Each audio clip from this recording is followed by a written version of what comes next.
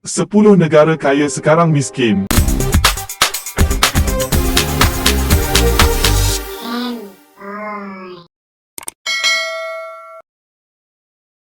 Negara adalah suatu wilayah di permukaan bumi yang kekuasaannya sama ada politik, ketenteraan, ekonomi, sosial ataupun budayanya diatur oleh kerajaan yang berada di wilayah atau negara tersebut. Terdapat negara yang sangat kaya tetapi ekonominya jatuh secara merudum atas faktor tertentu. Mari kita lihat 10 negara kaya tetapi sekarang miskin. Nombor 10, Nauru. Negara yang kecil ini dahulu pernah menjadi negara yang terkaya di dunia. Hal ini telah membuatkan negara lain iri hati dengan negara ini. Pada tahun 1980, negara ini mula menjadi kaya disebabkan oleh najis burung iaitu merupakan bahan utama fosfat yang telah dijadikan sebagai baja semula jadi. Disebabkan leka dengan kekayaan, mereka hidup secara mewah. Selepas bekalan mereka habis, mereka terpaksa berhutang dengan negara lain dan kini 75% wilayah dalam negara itu tidak boleh didiami. Nombor 9, Venezuela. Negara yang berfahaman sosialis ini pernah menjadi negara terkaya kerana mempunyai simpanan minyak yang terbesar di dunia. Pada tahun 2014, kerana negara ini bergantung dengan penjualan minyak, mereka menanggung kerugian selepas harga minyak jatuh merudum dengan teruk. Nilai mata wang mereka juga turut jatuh dan menyebabkan mereka susah untuk mengembangkan ekonomi mereka.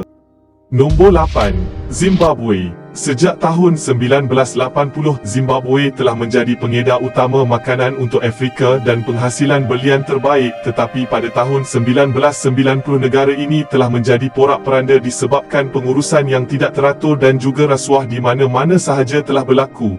Nombor 7, Mali. Negara Mali ini sangat terdedah dengan kemarau yang berpanjangan, tetapi rakyatnya hanya boleh bergantung kepada aktiviti pertanian. Pada tahun 1312, Mali merupakan empayar yang terbesar dan kaya di Afrika. Empayar ini mempunyai bekalan emas di dunia. Kini, Mali telah dikenali sebagai negara ke-12 termiskin di Afrika. Mali kekal dilanda kemiskinan selama bertahun-tahun. Isu kekurangan zat makanan, kekurangan pendidikan dan konflik adalah punca utama kemiskinan di Mali. Nombor 6, Iraq. Negara Iraq ini dulunya merupakan pengeluar minyak nombor 2 terbesar di dunia daripada pertubuhan negara pengeksport petroleum. Pada tahun 1960, Iraq merupakan negara termaju di dunia dengan taraf hidup yang paling tinggi. Kini 1/5 rakyat Iraq hidup dalam kemiskinan. Semuanya disebabkan konflik Iraq pada 1980 sehingga 1988. Nombor 5, Thailand. Semasa abad ke-16 dan 17, kerajaan Ayutthaya merupakan yang meliputi sebahagian besar Thailand moden. Kerajaan itu berpusat di perdagangan antarabangsa dan ibu kotanya menyaingi Paris dari segi kemegahan. Tetapi, perdagangan mereka mula merosot pada awal abad ke-18 dan itu menjejaskan ekonomi negara ini.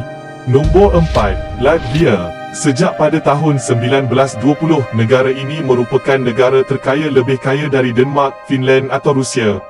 Ekonomi yang semakin berkembang maju kerana pengeksportan kayu dan bahan semula jadi.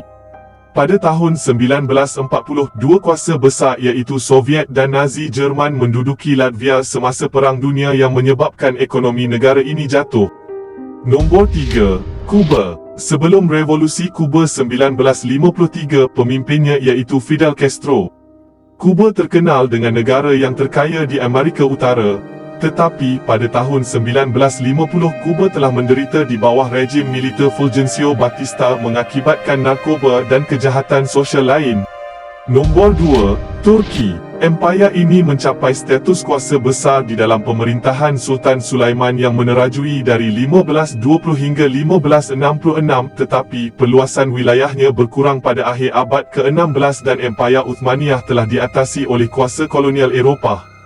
Dalam usaha untuk mengejar ketinggalan, mereka memodernkan ekonomi pada abad ke-19 tetapi mereka gagal. Nombor 1, India. India merupakan negara pembuatan yang terkemuka. Negara ini menjana 1/4 daripada keluaran perindustrian dunia abad ke-18 disebabkan konflik dalaman membawa kepada perpecahan empayar pada akhir abad ke-18. Akhirnya ia diambil oleh pihak British.